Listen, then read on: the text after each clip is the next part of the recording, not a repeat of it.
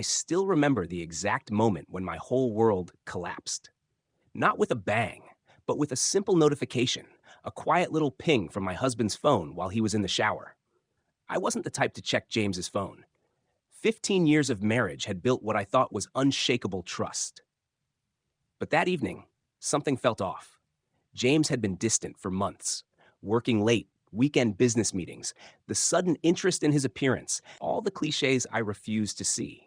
His phone lit up on our bedroom dresser, a text preview from his assistant. Reservation confirmed at Aria for Friday, 8 p.m. She'll be thrilled with the private booth. I shouldn't have unlocked his phone. I knew that. But something primal took over. That instinct that tells you when your life is about to change forever. My fingers moved without my permission, typing in his passcode, our anniversary date. Ironically, what I found wasn't just a text about dinner plans. It was an entire secret life. Messages, photos, plans for their future. Her name was Claire. She worked in his law firm's marketing department. Younger, of course, beautiful, of course, and married too. I sat there clutching his phone, unable to breathe properly. 15 years of marriage, our beautiful home, our shared friends, our dreams. All of it built on what now felt like quicksand. "Victoria, have you seen my blue tie?" James called from the bathroom, his voice so normal, so everyday, as if he hadn't been systematically destroying our marriage message by message. I placed his phone exactly where it had been, my hands trembling. "It's in the second drawer," I answered, amazed at how steady my voice sounded when inside I was screaming. That night, I lay beside him, listening to his peaceful breathing, fighting the urge to wake him up and demand answers. But something held me back. Pride, maybe, or perhaps a deeper instinct, one that whispered there was a better way to handle this betrayal than a messy emotional confrontation where he'd just lie anyway. The next morning, I kissed him goodbye like nothing had changed. "Good luck with your presentation today," I said, knowing full well there was no presentation. Just another day of lies. After he left, I called in sick to my job at the university where I taught economics. Then I did something I've never done before. I started investigating my own husband. It wasn't difficult. James had grown careless, confident in my trust. His email password was the same as always. His calendar revealed everything, including the special dinner he'd planned for Friday night at Aria, one of the most expensive restaurants in the city. A dinner that wasn't with a client, as he'd told me that morning. Then I found something else. Claire's full name in an email thread. Claire Donovan. With a quick social media search, I found her handsome husband, Michael, who owned a successful architectural firm downtown. My first instinct was to call her husband immediately, but I stopped myself. A hysterical phone call would accomplish nothing except give them all a chance to create more lies. No, this required something different, something they wouldn't expect. I remember sitting at our kitchen island, staring at my coffee growing cold when the idea crystallized. If James wanted a special dinner at Aria, then that's exactly what he would get with an unexpected twist. I found myself laughing, a hollow, strange sound that echoed in our empty kitchen. The same kitchen where James had sworn his love and loyalty to me countless times, where we'd talked about children we would never have, where we'd made plans for a future that was now dissolving before my eyes. "You want dinner, James?" I whispered to myself. "I'll give you a dinner you'll never forget." That's when I picked up my phone and called Aria. The matre was exceptionally helpful. Yes, they had another table available on Friday night. Yes, it was possible to request a specific location, perhaps right next to the private booth already reserved under my husband's corporate account. A business dinner, I explained smoothly.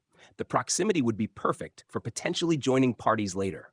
The Mater D understood completely. Next, I needed to contact Michael Donovan without raising suspicions.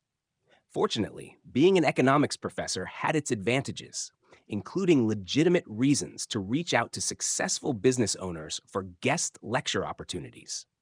I crafted a perfectly professional email about the university's executive speaker series, mentioning that his innovative approach to urban development would be invaluable for our graduate students, and perhaps we could discuss the opportunity over dinner. I had a reservation at Aria on Friday night if that worked with his schedule. His response came within hours, polite, interested, and available. He had no idea that his wife would be at the same restaurant that night, cozied up with my husband in a private booth just a table away. As I closed my laptop, I felt something shift inside me. The paralyzing shock was hardening into something else, something cold and clear and focused. For 15 years, I had been the perfect wife, supportive, understanding, patient. I had built my life around our partnership, while James apparently built a life around his deceptions. Friday night would change everything for all of us. The 3 days before Friday were the longest of my life. I moved through them like a ghost in my own home, watching James with new eyes. How had I missed so much? The way he checked his phone when he thought I wasn't looking, the mysterious calls he took in another room, the subtle changes in his cologne and wardrobe. "I've got that client dinner Friday night," he mentioned casually over breakfast Thursday morning. "Don't wait up. These things always run late." I nodded, buttering my toast with steady hands. "That big corporate merger?" "Exactly," he said, relief washing over his face at my easy acceptance. "Probably boring shop talk all night." "I might go out myself," I offered. A colleague suggested we get together. James barely registered my words, already absorbed in his phone. "That's nice, honey." 15 years of marriage, and he couldn't even pretend to be interested in my life for 30 seconds. Had it always been this way, or had I been so dedicated to maintaining our perfect image that I'd edited out his indifference? That evening, I found myself standing in our walk-in closet, staring at my reflection. At 42, I was still attractive. My dark hair showed few grays. My figure remained trim from years of disciplined exercise.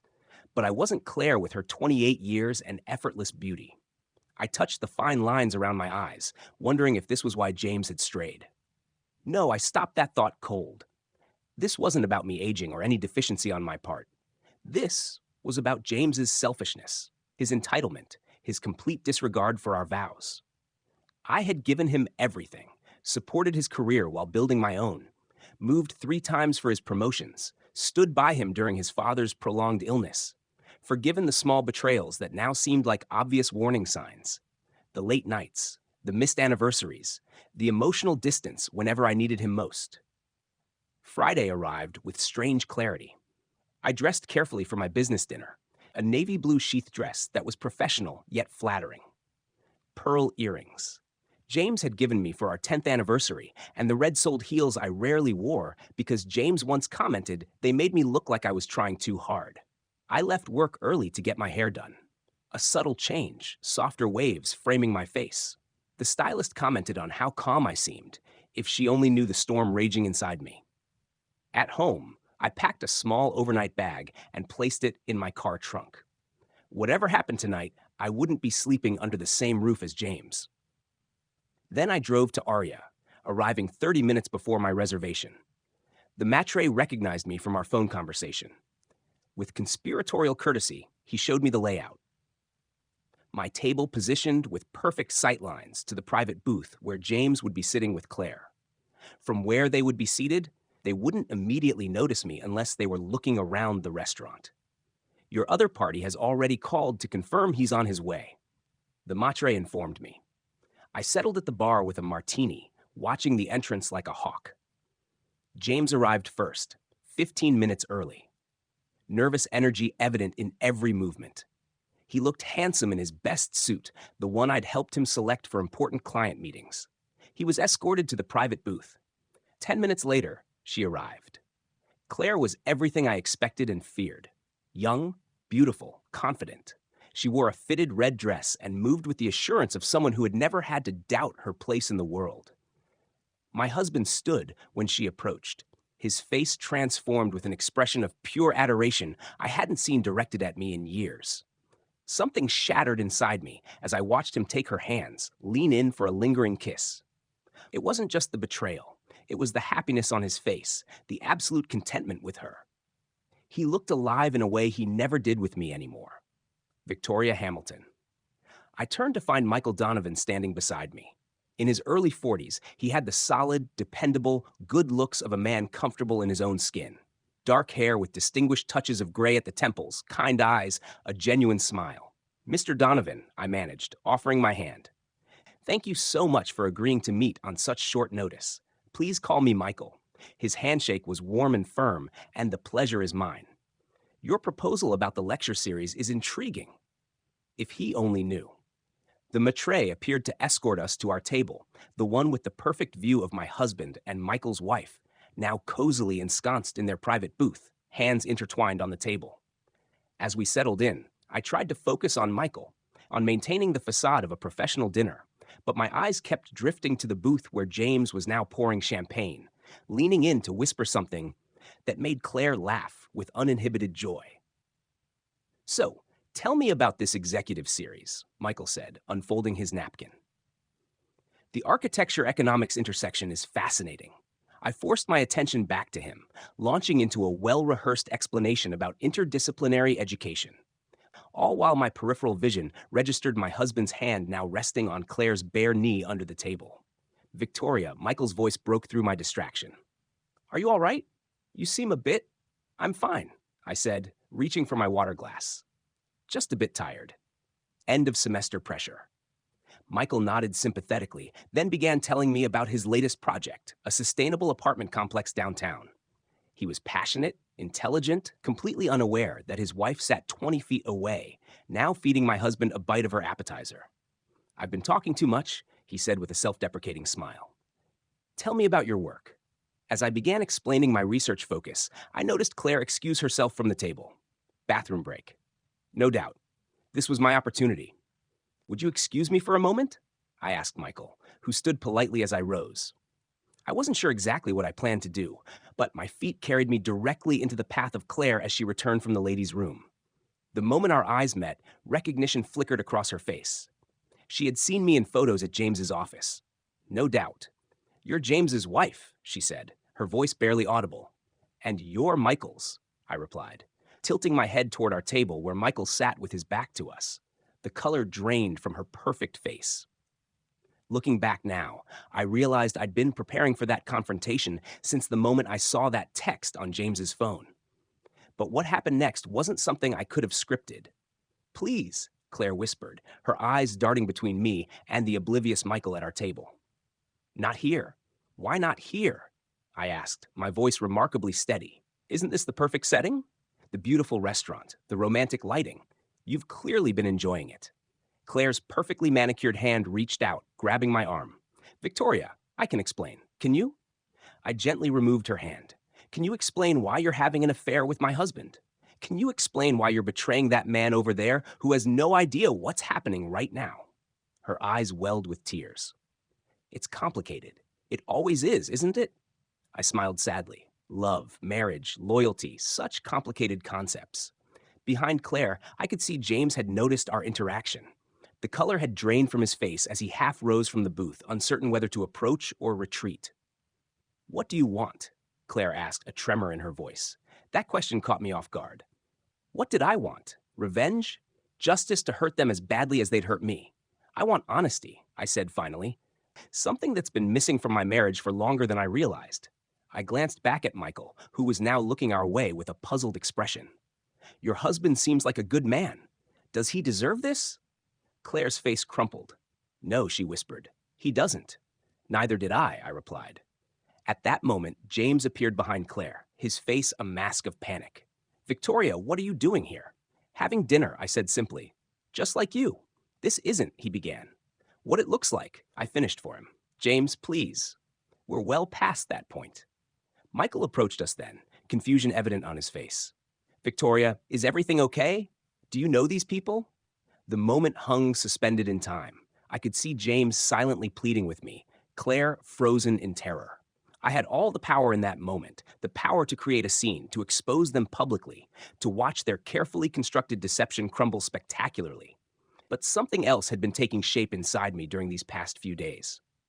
A realization that the most devastating response wasn't a public meltdown. It was something altogether more controlled. Michael, I said calmly, I'd like you to meet my husband, James Hamilton. The confusion on Michael's face deepened. Then his eyes shifted to Claire, standing pale and trembling beside James. And I believe you already know Claire, I added softly. The comprehension that dawned on Michael's face was heartbreaking to witness. Confusion giving way to disbelief, then to a devastating understanding. Claire, His voice cracked on her name. She couldn't meet his eyes. Michael, how long? He asked, his voice hollow. No one answered. The silence was answer enough. I'd imagined this moment differently, expected satisfaction from their exposure, from watching their comfortable deception explode. Instead, I felt a profound sadness witnessing Michael's pain, a mirror of my own. Perhaps we should continue this conversation somewhere more private, I suggested, conscious of the curious glances from nearby tables. James found his voice.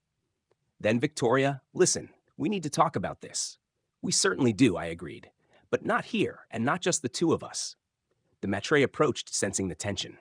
Is everything all right with your dining experience? I smiled politely. Actually, we've had an unexpected change of plans. Could you possibly combine our reservations?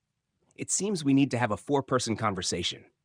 The poor man looked between the four of us, professional enough not to react to the obvious tension.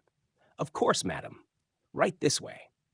He led us to a private dining room away from curious eyes and quickly arranged a table for four. I'll give you some time with the menus, he said, backing out and closing the door. We sat in painful silence, James and Claire on one side, Michael and I on the other. The symbolic division wasn't lost on any of us. How did you know? James finally asked me. Does it matter? I replied. I suppose not, he conceded. Michael had yet to speak, his eyes fixed on his wife. Were you ever going to tell me? He finally asked her. Claire's mascara had created dark trails down her cheeks. I don't know, she whispered. That's the problem with affairs, I said. They exist in a fantasy world where decisions never have to be made, where reality never intrudes until it does. James looked at me with something like surprise.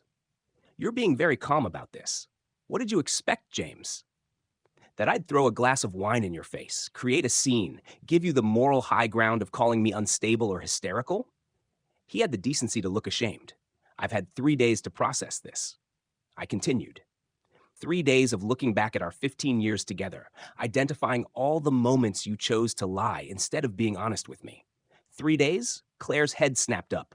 You've known for 3 days and planned this ambush. I turned to her. Yes. And you know what the interesting part is? In those 3 days, neither of you noticed anything different. James, you came home every night, kissed me on the cheek, asked about my day without listening to the answer. Just like always, you looked me in the eyes and told me about your client dinner tonight without a flicker of guilt. I didn't want to hurt you, James said weakly. Michael laughed, a harsh, bitter sound. That's rich. You didn't want to hurt her while you were sleeping with my wife? The waiter knocked and entered with water and bread, retreating quickly when he sensed the atmosphere. I'd planned this confrontation meticulously, reserved the table, invited Michael, timed everything perfectly, but I hadn't anticipated how it would feel when the moment actually arrived. The crushing weight of all those lies, the reality that my marriage had been a facade longer than I wanted to admit. What happens now? Claire asked, her voice small.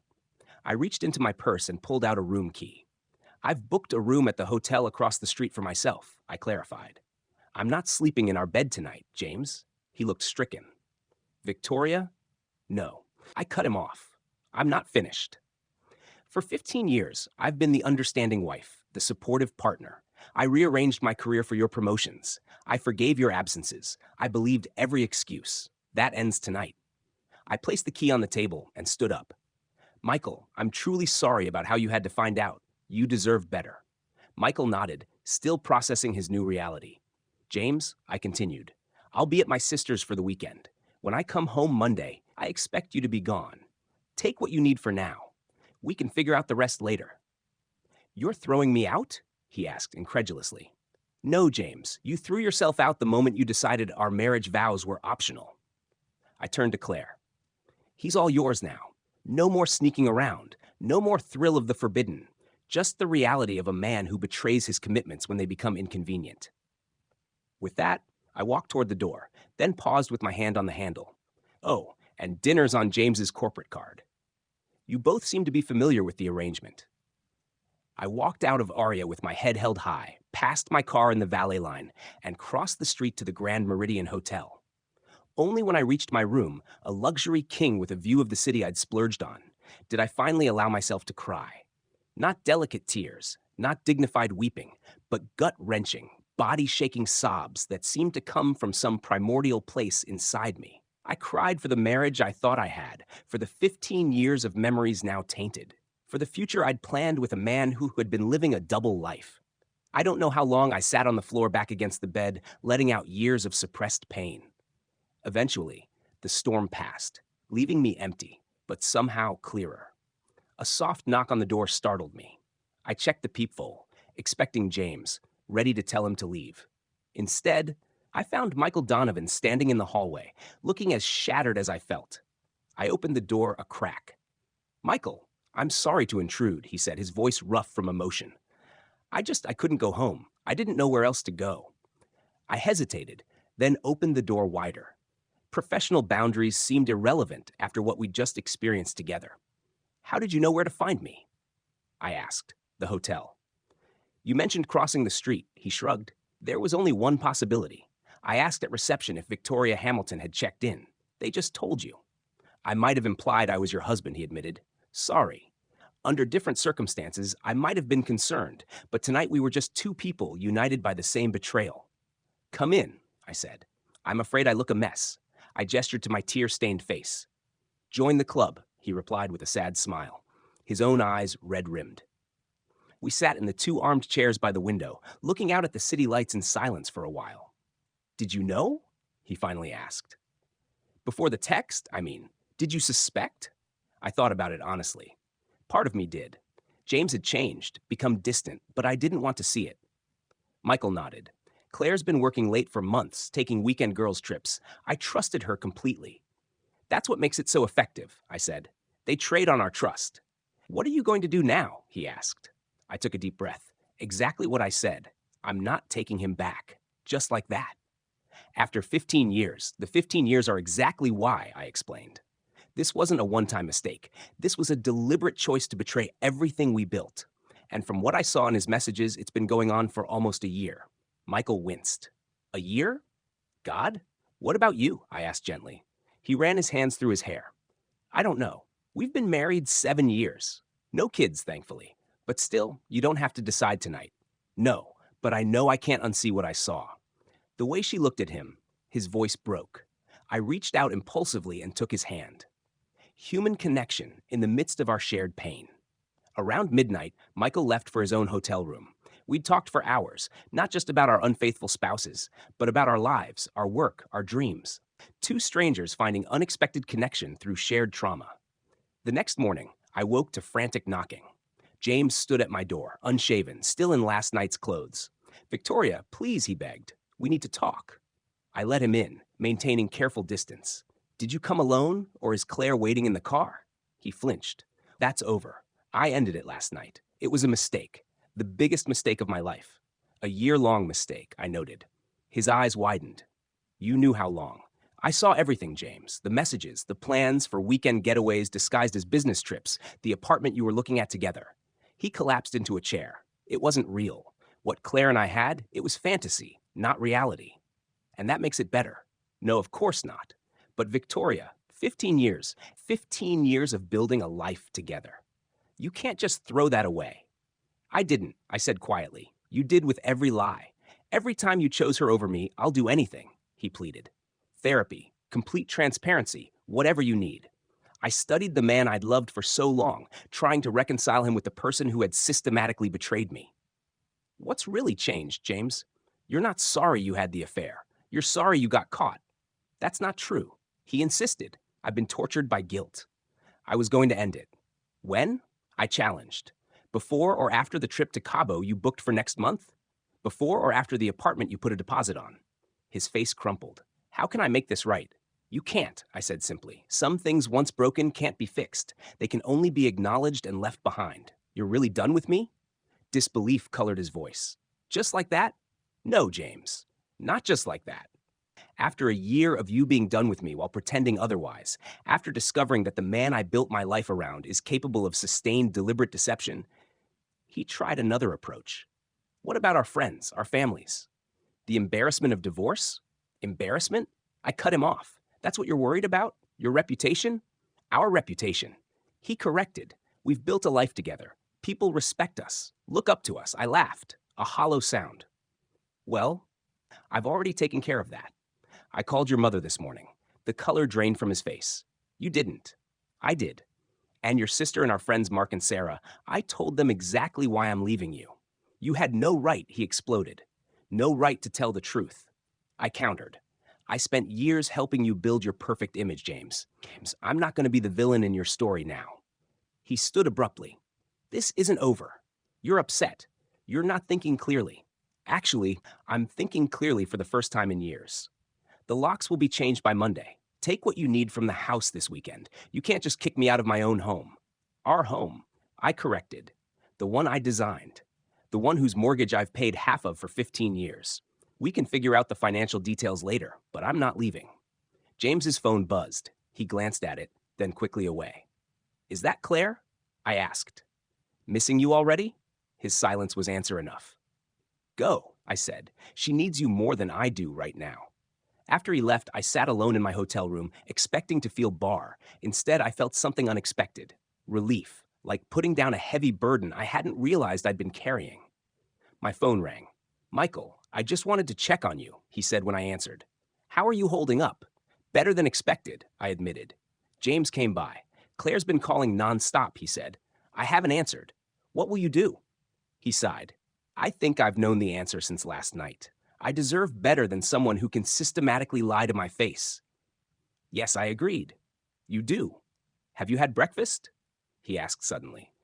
I could use a friendly face this morning. I looked at my reflection in the mirror, eyes puffy from crying, but clearer somehow, unburdened. Breakfast sounds perfect, I said. The weeks that followed were a blur of lawyers, mediators, and painful divisions of a shared life. James didn't go quietly, alternating between desperate pleas for reconciliation and bitter accusations that I was overreacting to one mistake. But I held firm, supported by a strength I hadn't known I possessed. Claire moved away within a month, unable to face the social fallout in our interconnected community.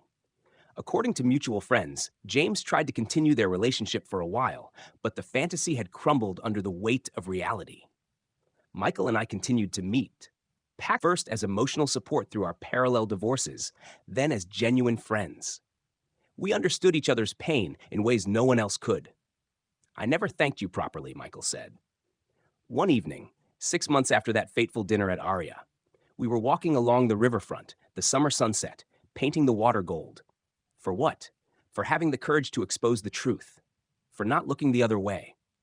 I considered this. I didn't feel courageous at the time. Just desperate. Whatever you felt, you saved me from years of deception, he said. If it weren't for you, I might still be living a lie. It was strange how life's most painful moments could lead to unexpected gifts. Through the dissolution of my marriage, I'd discovered my own resilience. I'd rebuilt my self-respect. I'd learned who my true friends were, the ones who stood by me without judgment. And I'd found Michael, not as a replacement for what I'd lost, but as something entirely new and unexpected. Are you happy, Victoria? He asked as we paused to watch a boat sail past. Not always, I answered honestly. Some days I still mourn what I thought I had, the future I planned. He nodded in understanding. But mostly, I continued, I'm grateful for the truth, painful as it was, for the chance to rebuild on something real instead of comfortable illusions. To truth, then, he said, taking my hand gently in his. I thought about the Victoria from a year ago, so certain of her place in the world, so blind to the reality of her marriage. I thought about the Victoria who had sat in that hotel room sobbing, believing her life was over. You know what I learned from all this?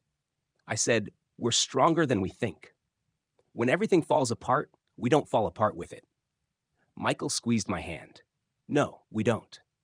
1 year after that night at Aria, I ran into James at a colleague's retirement party. He looked older, tired around the eyes. We exchanged awkward pleasantries before he pulled me aside. I never properly apologized, he said quietly. Not really. I was too busy trying to save myself. And now I asked. Now I know what I threw away, he said simply. And I'm sorry, Victoria. Truly sorry. I felt a surprising lack of bitterness. I hope you find happiness, James. You seem to have found yours, he noted, glancing across the room where Michael was chatting with some faculty members. I'm building something new, I corrected, day by day. Later, as Michael and I walked home under a canopy of stars, I reflected on the strange journey that had brought us together, the pain that had to be endured, the facades that had to crumble. "What are you thinking about?" Michael asked. "How the worst night of my life somehow led me here," I replied. "How sometimes we need to lose everything to find what we really need." He stopped walking and turned to face me, his eyes reflecting the streetlights. "I'm glad you reserved that table next to theirs," he said with a small smile. "So am I whispered. "Sometimes betrayal isn't the end of your story. Sometimes it's just the painful beginning of a better one."